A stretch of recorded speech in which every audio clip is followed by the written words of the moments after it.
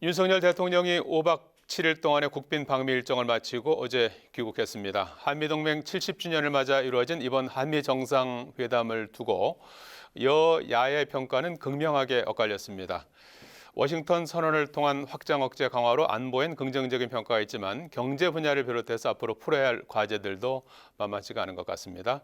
정치 한수 박지원 전 국정원장과 한미 정상회담 평가를 비롯한 정치 현안 이야기 나눠보겠습니다. 안녕하십니까? 네, 안녕하세요. 자, 윤석열 대통령이 어제 5박 7일간의 일정을 마치고 귀국했습니다. 지난주 월요일에 출국했다가 네.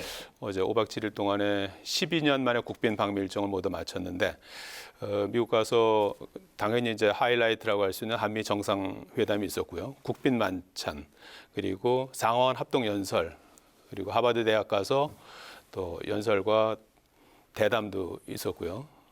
그렇습니다. 그래서 그 결과를 두고 평가는 뭐 여야 간에 크게 엇갈리고 있습니다. 그 국민의힘 같은 경우에는 역사적 전환점이다 이렇게 치켜세웠고 민주당은 대국민 사기 외교다 이렇게 또 거꾸로 또 비판하기도 했습니다. 원장님께서는 지난주 출국하던 날 출연하셔서 경제와 관련해서는 크게 이제 기대를 못하지만 외교 안보적인 측면에서는 좀 기대감을 나타내셨는데 먼저 우선 좀 총평을 좀 해주신다면요. 우선 한미 동맹을 강화한 것은 네. 저는 높이 평가합니다. 네. 그렇지만은 이벤트에는 성공했지만 내용에는 아무것도 없다. 결국 주고 왔다. 네. 우리 국민들은 경제 문제 해결을 위해서 IRA, 반도체, 배터리 이런 문제가 잘 해결되기를 바랐는데 가시기 전부터 안 됐지 않습니까? 네. nothing, 아무것도 없어요. 그래서 경제는 빵점이고 예. 외교 안보 문제는 뭐 워싱턴 선언 여러 가지가 있지만 저는 긍정적으로 보는 게 바이든 미국 대통령이 한국은 NPT를 규정을 준수하고 이러한 것을 확실하게 박아준 것은 잘 됐다. 그래서 아마 보수층에서도 오히려 굉장히 반발할 거예요.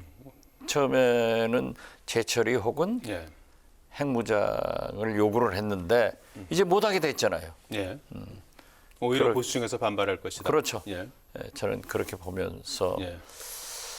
결국 빈 강정이다. 그렇게 봅니다. 예.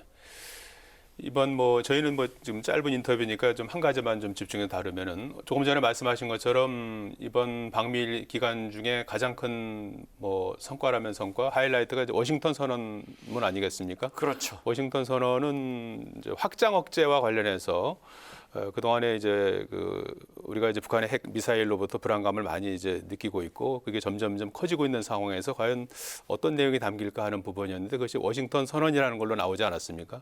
그걸 이제 구체적으로 어떤 문서로 그걸 구체화했다. 이런 점에서 좀 진일보한 것이 아니냐 이런 이제 평가가 있는 것 같아요. 그래서 그 내용을 가지고 이제 가타부타 해석들이 많이 나오니까 윤석열 대통령도 마지막 일정이었죠. 하버드대 마지막 공식 일정인 하버드 연설과 대담에서 워싱턴 선언은 핵이 포함된 업그레이드 개념이고 나토식 핵 공유보다 더 실효성이 있고 정부가 바뀌어도 유효할 거다. 또 우리도 마음만 먹으면 1년 이내에도 핵무장을 할 수 있는 기술 기반을 갖고 있다. 이렇게 언급을 했어요. 마음만 먹으면 1년 이내로 핵무장을 할 수 있는 기술을 가지고 있는 것은 과거부터 그랬습니다. 그리고 워싱턴 선언 내용이 과거에도 이어져 오던 겁니다. 예. 새삼스러운 게 없어요. 결국 확산 억제, 또 NCG 예. 같은 것은 좀 장관급으로 업그레이드한 것은 있지만은 아무런 내용이 없다. 저는 그렇게 봅니다. 예. 일단 뭐 창구는 차관보급으로 이렇게 그렇죠. 대화 창구가 돼 있고 예. NCG라는 핵 협의 그룹을 이제 만들어서 이제 핵과 관련된 이제 의견을 이제 공유하기로 한 그 부분을 이제 좀 놓고서 이제 서로 이제 설왕설래가 좀 있었던 거죠. 그렇죠. 나토식은 나토에는 5-6개국의 핵 무기가 가 있습니다. 그렇지만은 그 운영 컨트롤 권한은 미국 대통령이 가지고 있는 거예요. 예. 그렇지만 우리나라는 공유 소리를 김태호 1차장이 했다가 미 백악관 NSC 국장이 공유 아니다. 예. 허공에 날아갔잖아요. 예. 그래가지고 괜히 김태호 1차장이 발표를 너무 서둘러서 우리식으로 얘기를 했다가 벼락 맞아버린 거예요. 예. 말하지 않았으면은 공유 같은 것을 잘 포장해서 설명할 수 있었겠죠. 그렇지만 그건 아니다. 오히려 긁어 부스럼 만들었잖아요. 그러면 이렇게 좀 여쭤볼까요? 이를테면 우리 이제 국민들이 갖고 있는 그 핵 미사일과 관련된 불안감을 기존보다는 좀 덜어주는 결과를 냈다 이렇게 봐도 되지 않을까요? 물론 덜어줬겠죠. 우리가 방위 면에서는 해야죠. 예. 방위 면에서는 해야 되고 핵 전략 자산이 자꾸 출격하기로 돼 있잖아요. 예. 출격 자주 하는 것은 그만큼 우리의 국방비가 증가된다는 것도 알아야 되고 또 북한의 비핵화와 핵 방지를 위해서는 지금까지 우리 정부나 미국 정부가 해왔던 대화로 외교적 해결을 한다 하는 것은 완전히 빠져버렸어요. 예. 그러니까 강대강 예. 전쟁하자 하는 식으로 보였기 때문에 오히려 저는 김정은을 훨씬 자극할 것이다. 그 결과가 지금 김여정 담화 같은 그런 상투적인 얘기가 나오지만은 저는 그렇게 썩 성공했다 보지 못합니다. 예. 오히려 예. 지금 두고 보십시오만은 두고 보면은 보수층에서 굉장히 실망하는 한미 정상회담이었다. 경제 빵점. 오히려 진보 쪽에서는 재처리, 재배치나 또는 핵 생산, 예. 무장을 못하게 NPT 규정을 준수한다. 예. 이 말씀을 더 부각시킬 거예요. 예. 종합적으로 보면은 뭐 실익이 없었다 이렇게 이제 평가를 하시는 것 같아요. 왜 가신 거예요? 결국 이번에 남은 것은 유창한 영어로 잘 하시더라고요. 예. 미국 의회에서 연설하신 것. 예. 그리고 아메리칸 파이 노래도 부르시고 예. 뭐 하버드에서도 잘 하셨는데 그게 목적 아니잖아요. 예. 그게 우리가 얻어올 것을 얻고 줄 것을 주고 왔고 그 이벤트가 잘 됐어야지. 우리는 지금 주어가 빠져버린 거예요. 주된 것은 없어지고 이벤트 가십 가지고 지금 논하고 있는 것은 굉장히 잘못된 외교다. 거듭 말씀드리지만 외교는 100% 가져오는 외교는 세계 어느 나라 역사에도 없습니다. 결국 파이를 예. 51%는 우리가 먹고 49%는 주는 게 예. 외교의 정석인데 아메리칸 파이는 100% 키워주고 코리안 파이는 아무것도 없지 않냐. 저는 그렇게 봅니다. 알겠습니다. 자, 국내 정치 상황 관련해서 좀 여쭤보겠습니다. 더불어민주당 새 원내대표의 박광원 삼선 의원이 지난주에 선출됐습니다. 그래서 그동안에 이제 친명계 일색이었던 것을 전체적으로 균형을 잡아가는 과정이다. 이제 이런 평가가 나오고 있는데 이번 박광원 의원의 원내대표 선출 물론 1차에서 과반으로 바로 당선이 됐습니다만은 어떤 의미가 있다고 보십니까? 아주 잘 됐어요. 예. 뭐 윤재옥 국민의힘 원내대표나 우리 신임 민주당 박광원 원내대표나 인격적으로 훌륭한 분들이에요. 그렇게 과격한 분들이 아니기 때문에 저는 오히려 지금 당 대표들은 좀 과격한 분들 아니에요? 이재명, 김기현, 대통령은 아주 야당을 배척해버리잖아요. 그러니까 그 박광원, 윤재옥 이 원내대표 라인에서 어떤 정치가 이루어지지 않을까. 궁합이 잘 맞을 것 같습니까? 저는 그렇게 생각해요. 그리고 지금 윤재옥 원내대표도 선출 위에 비교적 조용하잖아요. 예. 박광원 우리 민주당 원내대표도 그런 분이기 때문에 잘 맞을 것이다라고 하고 지금 민주당이 저렇게 강한 윤석열 정부에 대항해서 비명, 친명, 뭐 친문, 친노 어디가 있습니까? 지금은 다 뭉쳐야 되는데 예. 그런 통합의 상징적 인물이 박광원 신임 원내대표이고 제가 오랫동안 경험에 의하면은 사기. 마지막 원내대표는 현역 의원들의 공천 불안감으로 비주류에서 꼭 됩니다. 아, 예, 그래서 딱 보십시오만은 박광원 의원이 비주류 그렇죠. 비명계니까. 비명계니까. 예, 예. 그런 것으로 해석을 해야지. 예. 박광원 원내대표도 제1성이 통합하자. 예. 이거 아니에요? 담대한 변화, 예. 견고한 통합 예. 이걸 걸었더라고요. 그리고 이재명 대표도 화답으로 단결하자. 예. 저는 잘하리라고 잘 될 것 같습니까? 예, 잘 될 거예요. 예. 돈봉투 의혹과 관련해서는 어떻게 대응해야 된다고 보십니까? 강하게 해야죠. 원칙대로요? 원칙대로 해야죠. 네. 지금 돈봉투의 원조, 이 차떼기의 원조인 국민의힘이 문제가 됐을 때 예.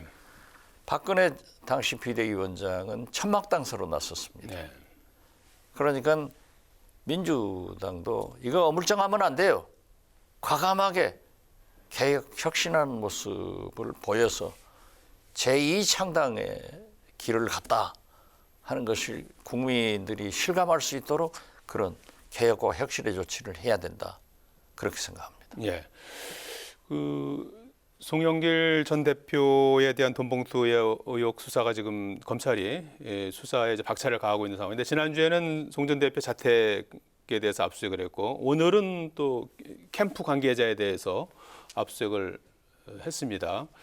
2021년 그 경선 당시의 캠프 관계자인 것 같은데요. 그래서 지금 9,400만 원 그 자금 외에 어떤 추가적인 자금 조성이 있었는지 또는 살포가 있었는지 이 부분을 좀 들여다보고 있다고 하는데 만약에 이제 이 부분이 뭐 사실로 드러날 경우에는 또 파장이 있을 것이다 이런 보도도 나오고 그렇습니다. 수사 전망은 어떻게 보고 계십니까? 검찰이 그렇게 전방위적인 탈탈 털어가는 심지어 송영길 전당대회하고 아무런 관계없는 보좌관들이나 전직 비서나 또 뭐 연구소 사무실 같은 것을 하는 것은 별건 수사입니다. 예. 이건 검찰 개혁하면서 자기들이 절대 별건 수사하지 않고 있다, 안 한다 했는데 이건 별건 수사로 이 문제는 규탄을 받아야 된다라고 생각하고 사법부도 견제를 해줘야 되는데 압수수색에 대해서 조자령이 헝칼 쓰듯 너무 남발하고 있다 이런 생각을 갖지만은 어떻게 됐든 송영길 전 대표는 자기가 국민에게 사과했고 또 검찰 수사에 적극 협력하고 자기 책임이다 했으면은 그런 모습을 좀 보여주는 것이 좋다. 그러면서 검찰의 과잉 압수수색에 대해서는 별건 수사하지 마라 하는 것을 규탄해야 된다. 저는 그렇게 내일 봅니다. 아마 그런 얘기가 나올지 모르겠습니다. 내일 오전 10시에 서울중앙지검에 본인이 자진 출석하겠다고 합니다. 그런데 검찰하고는 사전 조율이 안 된 것 같아서 실제로 조사가 이루어질지는 현재로서는 미지수예요. 아마 안 될 것 같은데요. 그러면 아마 기자회견 정도는 이제 할 것 같은 그런 이제 전망인 것 같은데 내일 어떤 얘기를 할 수 있겠습니까? 검찰에서는 받아들이지 않을 거고 그 앞에서 기자회견을 하는 것으로 저도 짐작을 합니다. 그렇지만은 차떼기 그 사건 때 이해창 총재가 자진 출두를 했습니다. 가서 커피 한 잔 마시고 온 거예요. 저도 저축은행 사건으로 민주당 원내 대표를 하면서 저는 출석을 안 했어요. 출두를 안 했어요. 계속 오락해도.